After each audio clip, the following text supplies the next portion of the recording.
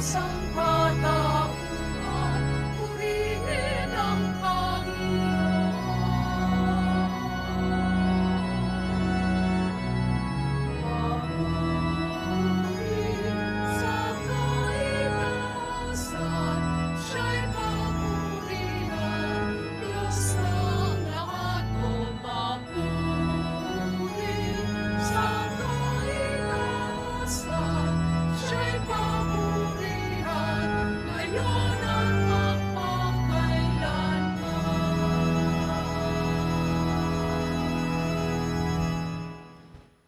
Simulan po natin ang pagdiriwang sa ngalan ng Ama at ng Anak at ng Espiritu Santo. Amen. Ang pagpapala ng ating Panginoong Hesukristo, ang pag-ibig ng Diyos Ama at ang pakikipagkaisa ng Espiritu Santo naway sumainyong lahat. At sumayo rin. Mga minamahal kong mga kapatid, nang ibigay ni Jesus ang sarili sa atin bilang tinapay ng buhay, hangad niyang maranasan natin ang ganap na kaligayahan ng buhay. Maranasan nawa natin ang kaligayahang ito tuwing dumudulog tayo sa hapag ng Diyos sa pagdiriwang ng misa. Sa hamak na anyo ng tinapay at alak, ibinigay ni Jesucristo ang kanyang sarili sa atin. Tanggapin natin siya ng buong paggalang at pananampalataya at pahintulutan natin siyang baguhin tayo upang maging tunay na kawangis niya. At upang tayo ay maging marapat gumanap sa banal na pagdiriwang, aminin po natin at pagsisihan ang ating mga pagkukulang at pagkakasala.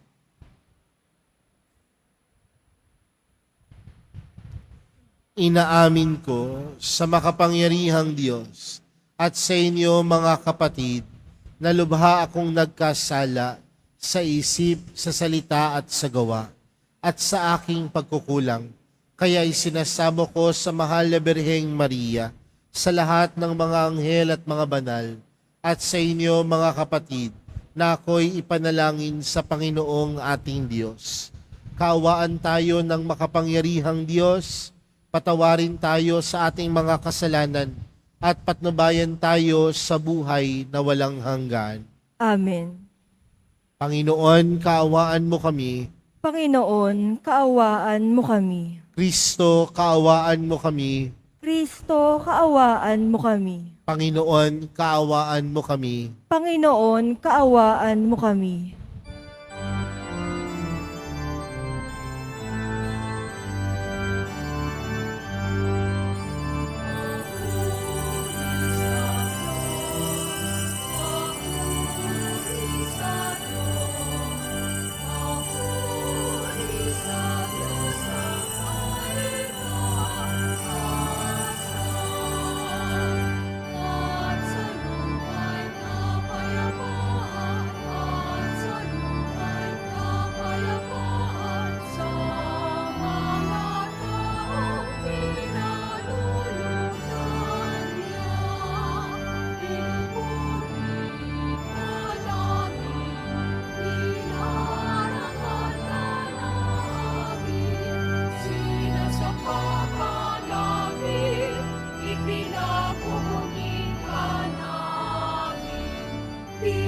Sasalamatan ka namin dahil sa dakilang pagkikapurihan. Panginoong Diyos, Hari ng langit, Diyos ang makapangyarihan sa Panginoong Jesucristo, mundong nahanap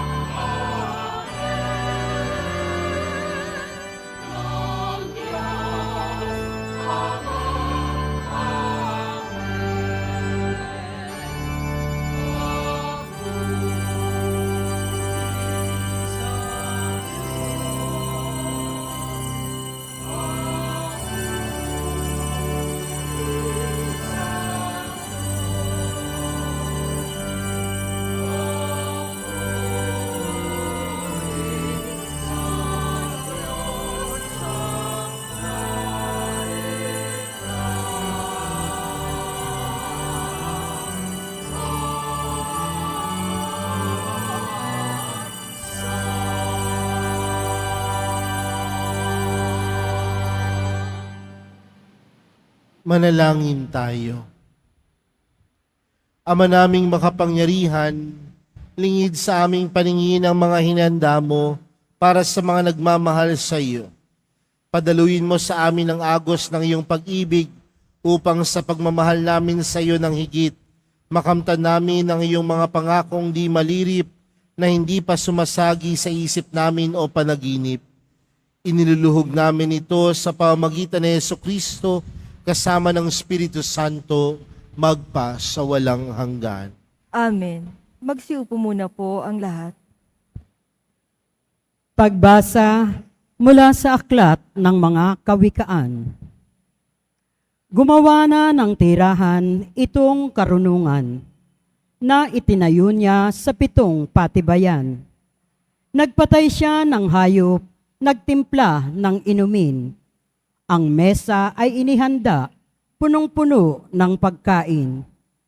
Katulong ay isinugo sa gitna nitong bayan, upang lahat ay abutin ng ganitong panawagan. Ang kulang sa kaalaman dito ay lumapit. Sa mga walang muwang ay ganito ang sinambit. Halikayo't inyong kainin ang pagkain ko, at tunggain ang inuming inilaan ko sa inyo. Lisanin ang kamangmangan upang kayo ay mabuhay, at ang landas ng unawa ang tahakin at daanan. Ang salita ng Diyos. Salamat sa Diyos. Magsumikap tayong kamtin ang Panginoong butihin. Magsumikap tayong kamtin ang Panginoong butihin. Panginooy aking laging pupurihin, sa pasasalamat di ako titigil. Aking pupurihin kanyang mga gawa, kayong naaapi, makinig, matuwa. Magsumikap tayong kamtin ang Panginoong butihin. Matakot sa poon, kayo kanyang bayan, nang makamtan ninyo ang lahat ng bagay. Kahit mga leyon ay nagugutom din, sila'y nagkukulang sa hustong pagkain. Ngunit ang sinuman ang poon susundin, sa anumang bagay hindi kukulangin. Magsumikap tayong kamtin ang Panginoong butihin. Lapit ako'y dinggin, mga kaibigan, at kayo ngayoy aking tuturuan, na ang Diyos ay dapat nating katakutan. Ang buhay masaya at mahabang buhay, di ba ninyo gustong inyong maranasan? Magsumikap tayong kamtin ang Panginoong butihin. Salitang mahalay at pagsisinungaling ay dapat iwasan at huwag banggitin. Mabuti ang gawit, masamay layuan, pagsikapang kamtin ang kapayapaan. Magsumikap tayong kamtin ang Panginoong butihin.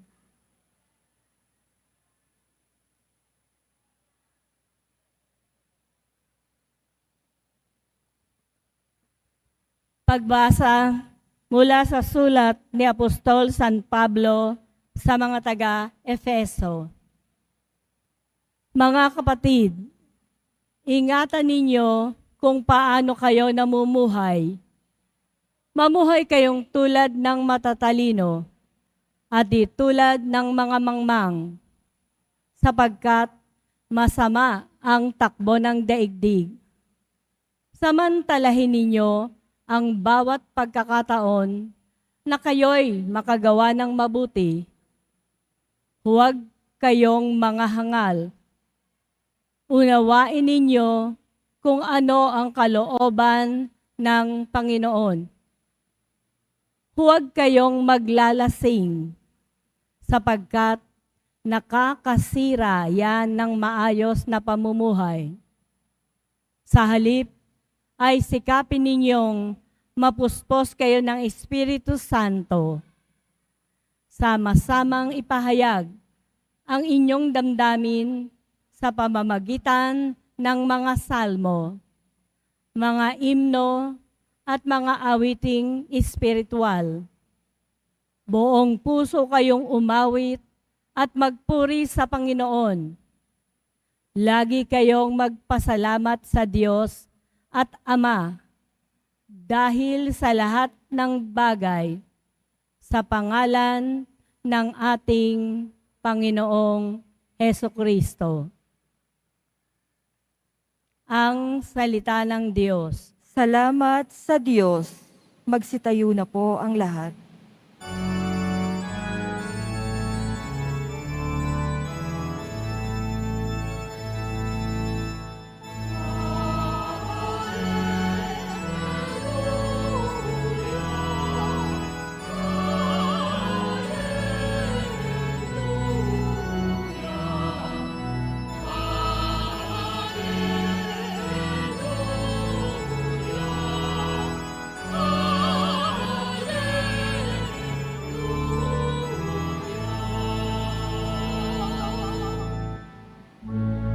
Ang sinumang kumakain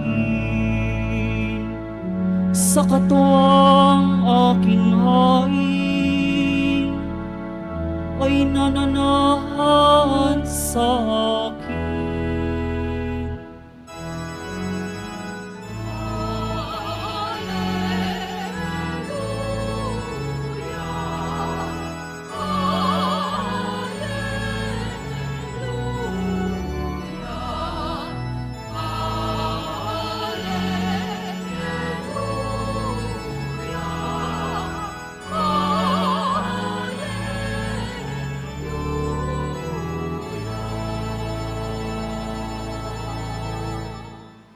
Sumainyo ang Panginoon. At sumayo rin. Ang mabuting balita ng Panginoon ayon kay San Juan. Papuri sa iyo, Panginoon. Noong panahong iyon, sinabi ni Jesus sa mga tao, kaing nagbibigay buhay na bumaba mula sa langit. Mabubuhay magpakailanman ang sino mang kumain nito. At ang pagkaing ibibigay ko sa ikabubuhay ng sanlibutan ay ang aking laman. Dahil dito'y nagtalo-talo ang mga Hudyo. Paanong maibibigay sa atin ng taong ito ang kanyang laman upang kanin natin? Tanong nila. Kaya't sinabi ni Jesus, tandaan ninyo, malibang kanin ninyo ang laman ng anak ng tao at inumin ang kanyang dugo, hindi kayo magkakaroon ng buhay. Ang kumakain ng aking laman at umiinom ng aking dugo ay may buhay na walang hanggan at muli ko siyang bubuhayin sa uling araw. Sapagkat ang aking laman ay tunay na pagkain at ang aking dugo tunay na inumin. Ang kumakain ng aking laman at umiinom ng aking dugo ay nananahan sa akin at ako sa kanya. Buhay ang amang nagsugo sa akin at ako'y nabubuhay dahil sa kanya. Gayon din naman, ang sino mang kumain sa akin ay mabubuhay dahil sa akin. Ito ang pagkain bumaba mula sa langit. Ang kumakain nito'y mabubuhay magpakailanman. Hindi ito katulad ng kinain ng inyong mga magulang sa ilang, namatay sila, bagamat kumain niyon. Mga kapatid, ang mabuting balita ng Panginoon. Pinupuri ka namin, Panginoong Hesukristo. Magsiupo muna po ang lahat. Magandang umaga po sa inyong lahat. Pakibati nga ang katabi ng magandang umaga. Mga kapatid, tayo pong lahat ay nagkakatipon sa hapag ng Panginoon sa pagdiriwang ng banal na Eukaristiya ngayong pong ika-20 linggo sa karaniwang panahon. At kung mapapansin po natin itong mga nakaraang linggo, ang ating pong ebanghelyo ay nagpapatungkol kay Jesus bilang tinapay ng buhay. At ito ay nagpapatuloy hanggang ngayon at hanggang sa susunod na linggo. Ang ebanghelyo ay nagpapatungkol kay Jesus bilang tinapay ng buhay. Sabi po nila, tayo daw pong mga Pilipino, mahilig daw po tayong kumain. Tama po ba? Bakit parang ang sama ng tingin nyo sa akin? Parang sinasabi mo, mukhang ikaw lang, Father. Ano? Pero sabi nila tayo mga Pilipino, mahilig daw tayong kumain. Kaya nga mapapansin po ninyo, ano yung mga oras na tayo ay kumakain? Almusal, merienda sa umaga, tanghalian, merienda sa hapon, hapunan, merienda sa gabi, at minsan merienda pa sa madaling araw. Ang dami, di ba? Kaya nga ang lahat ng mga pagtitipon natin nakukumpleto dahil may handaan, may kainan. Kahit nga po, di ba, pag nagdiriwang tayo ng kaarawan o ng birthday, anong unang mga bagay na pumapasok sa ating isipan? Saan kaya tayo kakain mamaya? O kaya ano kaya ang ihahanda ko? Minsan nga, mas nauuna pa yung isipin kesa kung ano oras kaya akong magsisimba. Nauuna ang kainan. Kapag merong pagtitipon ng pamilya, nakukumpleto ito sa handaan. Potluck pa yan. Kanya-kanyang dala pa ng pagkain yan. Pero aminin natin o hindi, may mga pagkakataon na kung saan ang pagtitipon ay nagiging maganda dahil sa pagkain. Kaya nga kapag pangit ang pagkain, nakakalimutan na minsan yung magandang pagtitipon. Ang naalala na lang yung karanasan dahil hindi masarap yung kinain. Mga kapatid, ang banal na Eukaristiya ay isa ding hapag. Tayo din ay kumakain sa Eukaristiya. Tama po ba? At sino ang tinatanggap natin sa Eukaristiya? Si Jesus.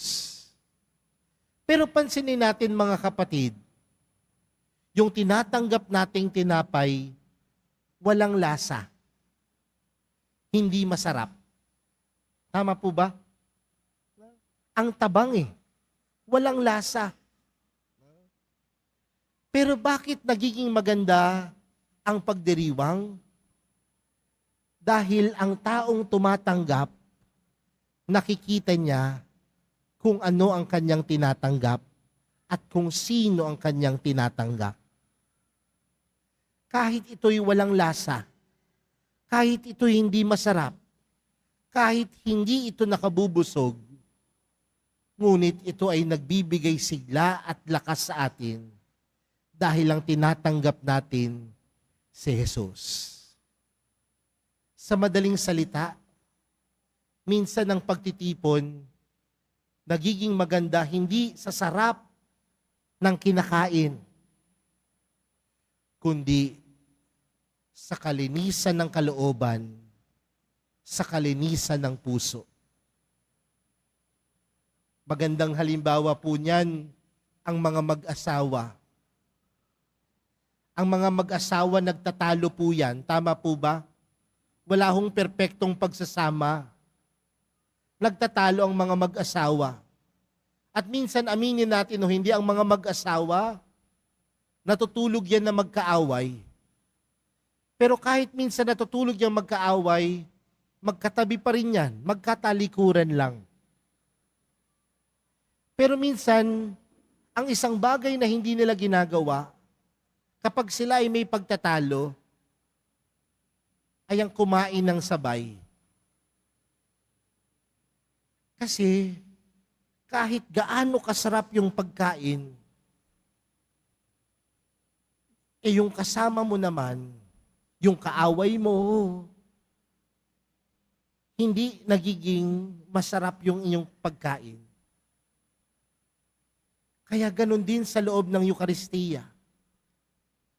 Kung ang kalooban natin, nakikita natin, nang tinatanggap natin si Jesus, kahit wala pa yang lasa, kahit matabang pa yan, ngunit ito'y magugustuhan mo dahil ito'y nagbibigay sa iyo ng lakas. Kaya po mamaya kapag tumanggap po kayo ng osya ng katawan ni Jesus, wala man niyang lasa, matabang, pero makita natin na si Jesus ang tinatanggap.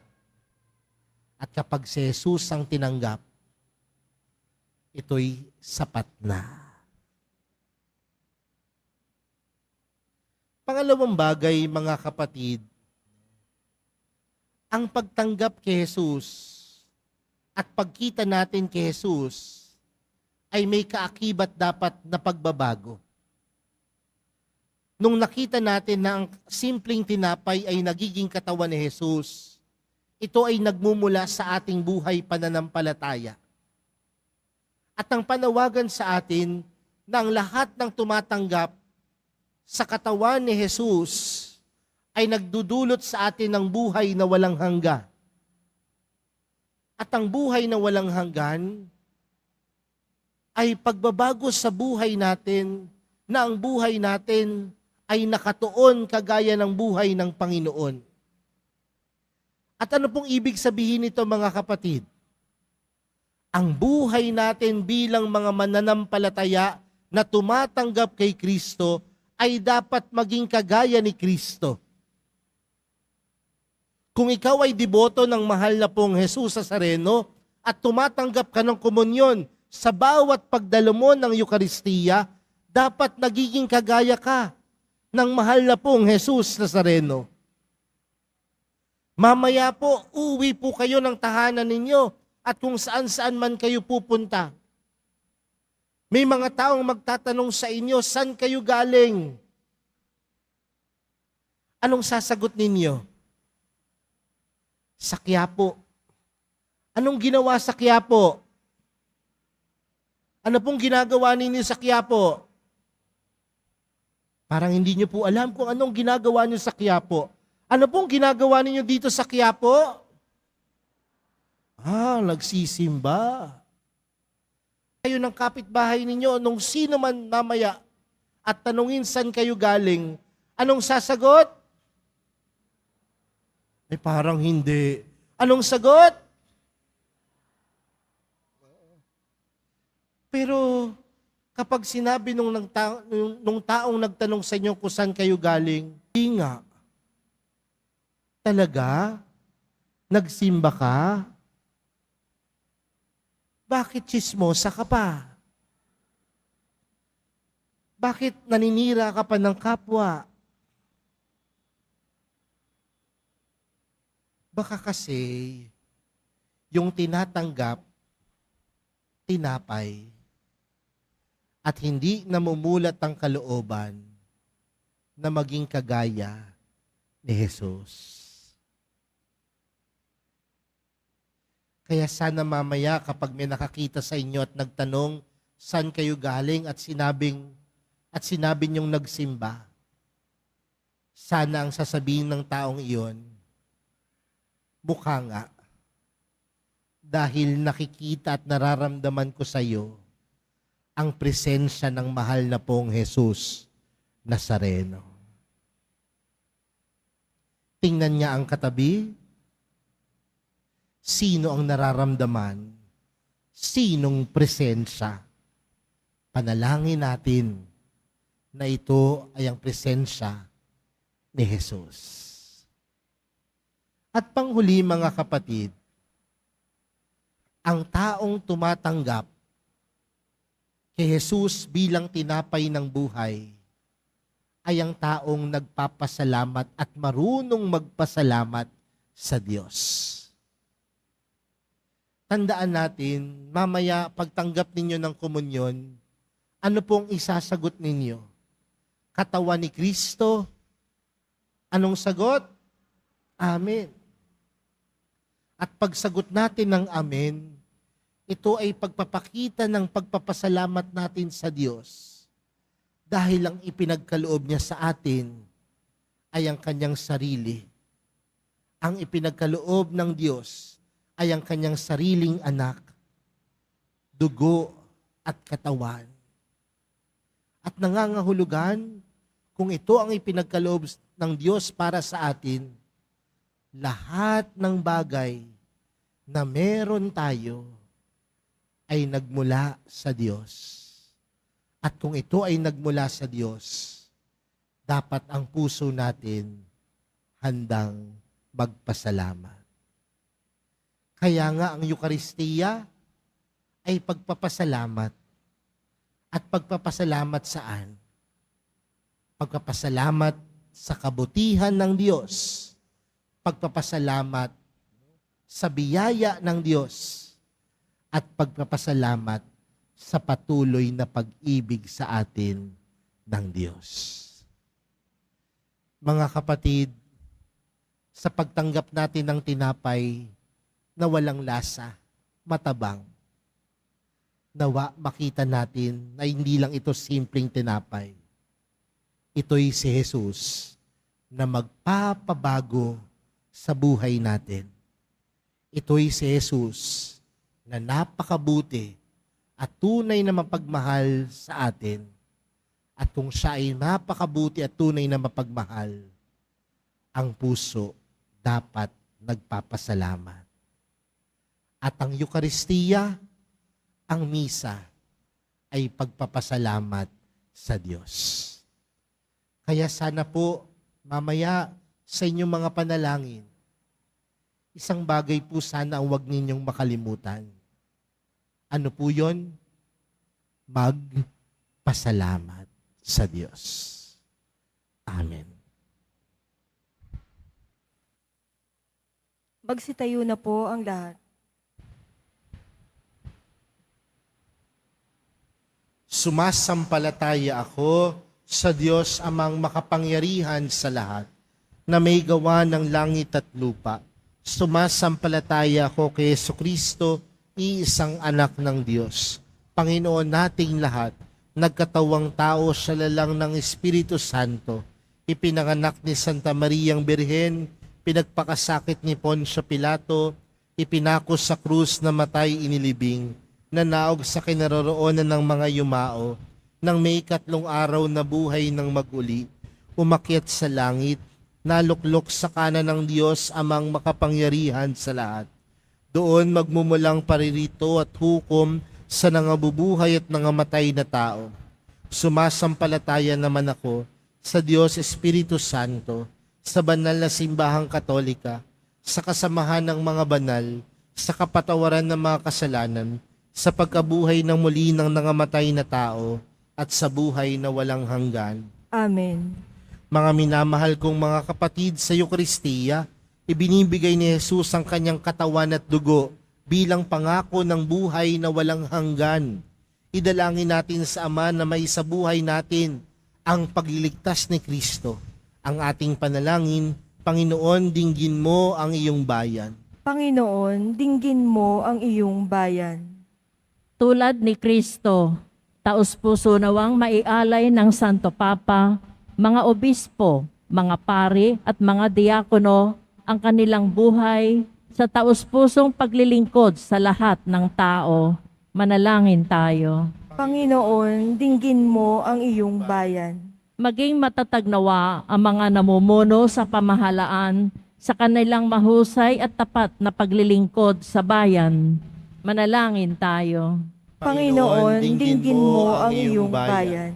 Makakita nawa ang mga may sakit, mga biktima ng karahasan, at mga naghihikahos ng pag-asa at biyaya sa pamamagitan ng banal na Eukaristiya. Manalangin tayo. Panginoon, dinggin mo ang iyong bayan. Maging karamay nawa tayo na mga nais magbalik loob sa Diyos at tanggapin natin sila sa pamayanan ng buong pagmamahal at walang panghuhusga. Manalangin tayo. Panginoon, dinggin mo ang iyong bayan. Makita nawa natin ang kaugnayan ng pagdiriwang ng misa sa ating buhay. Kung paanong tinanggap natin si Kristo, maibahagi dinawa natin siya sa ating kapwa. Manalangin tayo. Panginoon, dinggin mo ang iyong bayan. Ama naming mapagmahal, dinggin mo ang panalangin ng sambayanang pinalalakas mo sa banal na Eukaristiya. Ipagkaloob mo ang aming mga kahilingan sa pamagitan ng iyong anak na aming Panginoon. Amen. Magsiupo muna po ang lahat.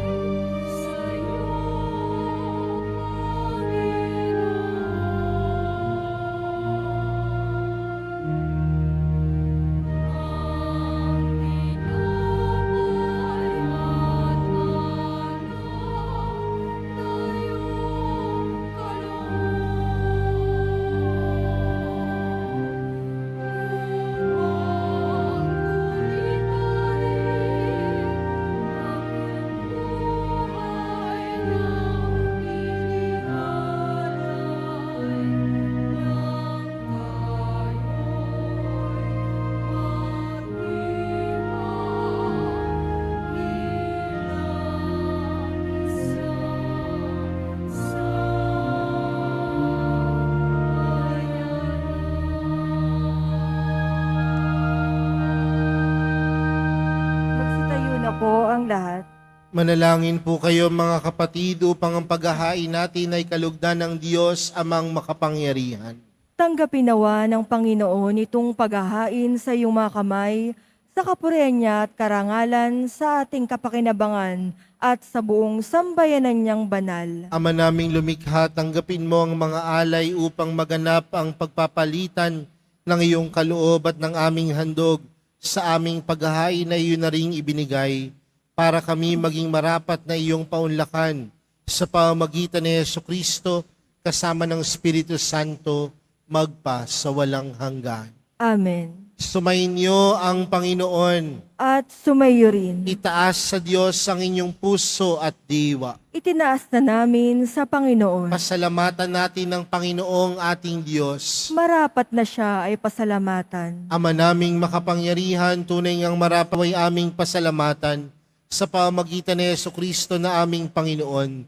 Sa dakilang pagtubos niya sa amin, ang kasalanan at kamatayang aming pasanin, ay binalikat niya upang kami palayain at may tampok sa iyong luningning. Siya ang nagtanghal sa amin bilang liping hinirang, pari at haring lingkod sa iyong kamahalan. Mula sa kadiliman, kami iyong tinawag upang makasapit sa iyong liwanag bilang iyong angkang may tungkuling maglahad ng iyong dakilang pag-ibig sa lahat. Kaya kaisa ng mga anghel na nagsisiawit ng papuri sa iyo, nang walang humpay sa kalangitan, kami nagbubunyi sa iyong kadakilaan.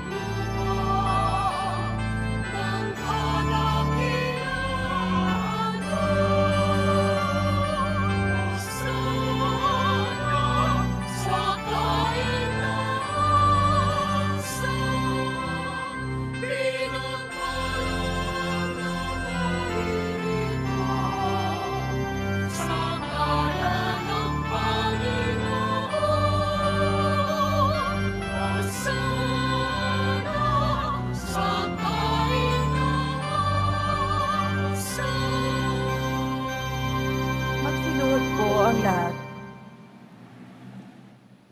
Ama naming banal, ikaw ang bukal ng tanang kabanalan.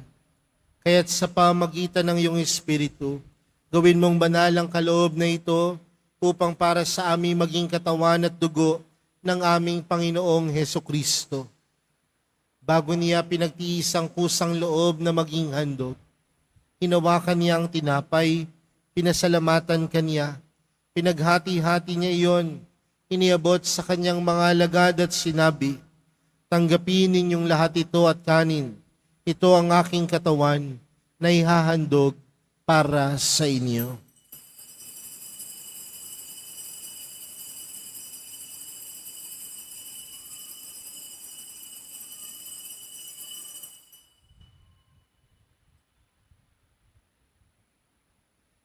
Gayon din naman noong matapos ang hapunan, hinawakan niya ang kalis, muli kanyang pinasalamatan. Iniabot niya ang kalis sa kanyang mga alagad at sinabi, "Tanggapin ninyong lahat ito at inumin. Ito ang kalis ng aking dugo, ng bago at walang hanggang tipan. Ang aking dugo na ibubuhos para sa inyo at para sa lahat, sa ikapagpapatawad ng mga kasalanan. Gawin niyo ito sa pag-alala sa akin."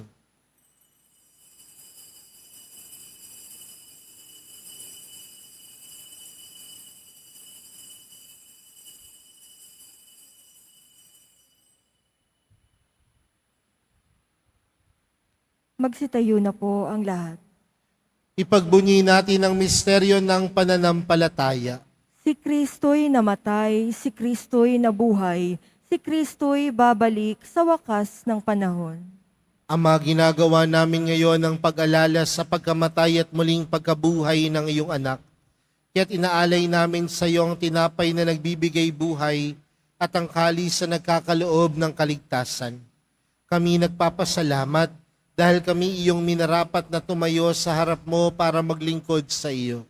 Isinasamo namin kaming magsasalo-salo sa katawan at dugo ni Kristo ay mabuklod sa pagkakaisa sa pamamagitan ng Espiritu Santo. Ama, lingapin mo ang iyong simbahang laganap sa buong daigdig. Puspusin mo kami sa pag-ibig. Kay San Francisco na aming Papa at ni Jose na aming Obispo at ng Tanang Kaparian. Alalahanin mo rin ang mga kapatid naming nahimlay nang may pag-asang sila'y muling mabubuhay, gayon din ang lahat ng mga pumanaw. Kaawaan mo sila at patuloyin sa iyong kaliwanagan. Kaawaan mo at pagindapatin kaming lahat na makasalo sa iyong buhay na walang wakas. Kaysa ng mahal na Birheng Maria, na ina ng Diyos, ng kabiyak ng puso niyang si San Jose. Kaysa ng mga apostol at ng lahat ng mga banal na namuhay dito sa daigdig ng kalugod-lugod sa iyo, may pagdiwang nawa namin ng pagpupuri sa ikararangal mo sa pamagitan ng iyong anak na aming Panginoong Hesukristo.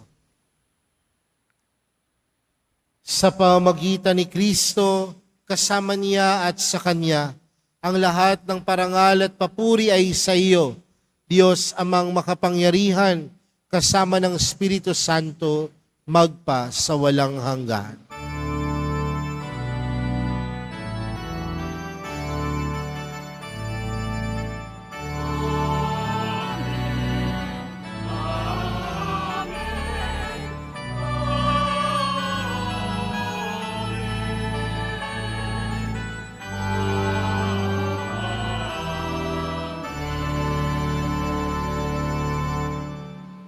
Lumapit po tayo sa Ama natin sa langit sa panalangin itinuro sa atin ni Jesus.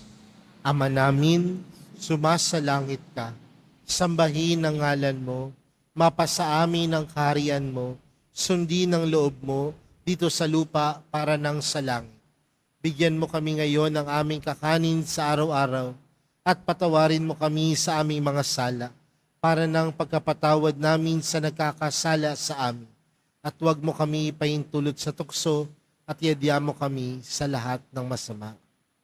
Hinihiling po namin kami adya sa lahat ng masama, pagkalooban ng kapayapaan araw-araw, iligtas sa kasalanan at ilayo sa lahat ng kapahamakan, samantalang aming pinananabikan ang dakilang araw ng pagkapahayag ng tagapagligtas naming si Hesukristo. Sapagkat iyo ang kaharian at ang kapangyarihan at ang kapurihan, magpakailanman. Amen. Panginoong Hesukristo, sinabi mo sa iyong mga apostol, kapayapaan ang iniwan ko sa inyo, ang aking kapayapaan ang ibinibigay ko sa inyo. Tunghayan mo ang aming pananampalataya at huwag ang aming pagkakasala. Pagkalooban mo kami ng kapayapaan at pagkakaisa ayon sa iyong kalooban, kasama ng Espiritu Santo, magpa sa walang hanggan. Amen. Ang kapayapaan ng Panginoon ay laging sumainyo. At sumayo rin. Magbigayan po kayo ng kapayapaan sa isa't isa.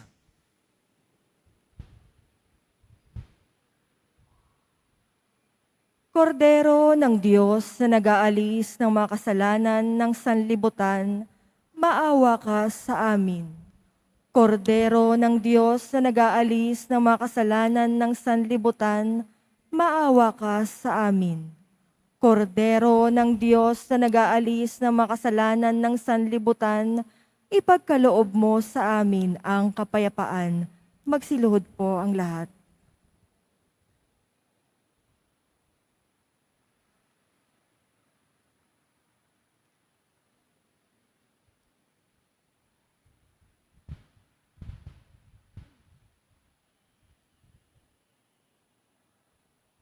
Narito po si Jesus, ang kordero ng Diyos. Siyang nag-aalis ng kasalanan ng sanlibutan. Mapalad ang mga inaanyayahan sa kanyang piging. Panginoon, Hindi ako karapat-dapat na magpatuloy sa iyo. Ngunit sa isang salita mo lamang ay gagaling na ako.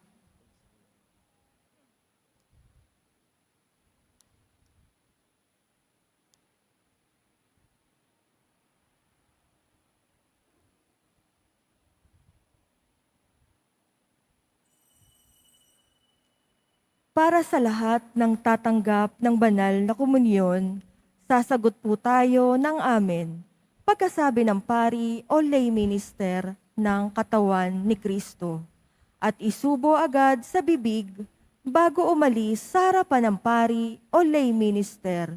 Sumunod po tayo.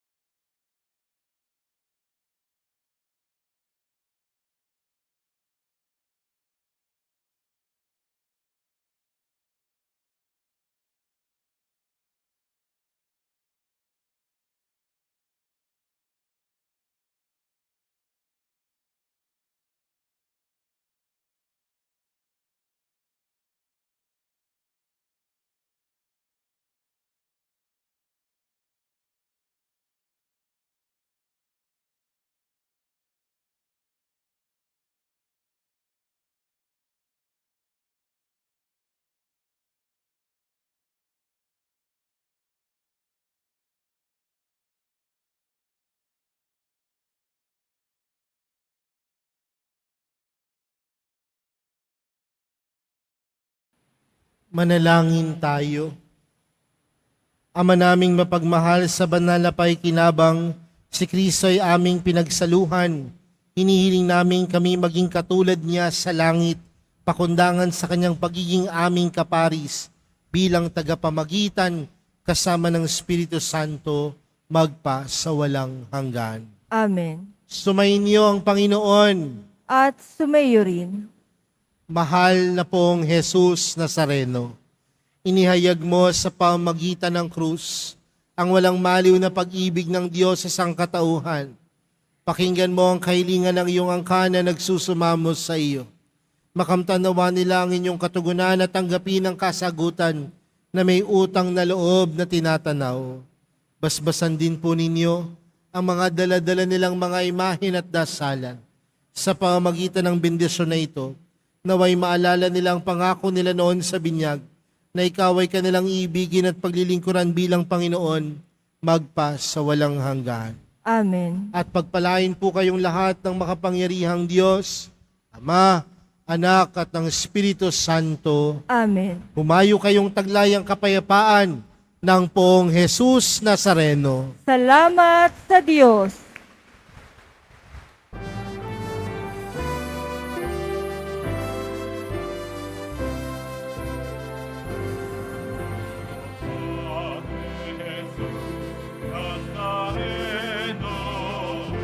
Sinasamba ka namin.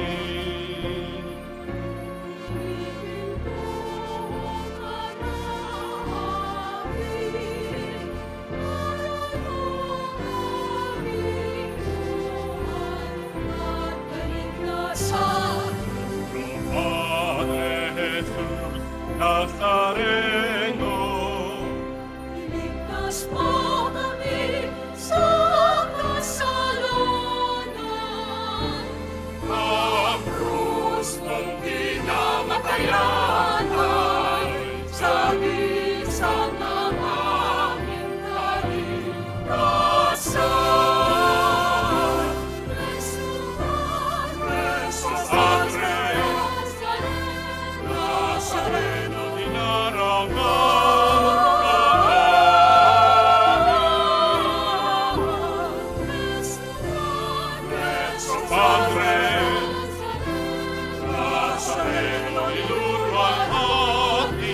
manalangin.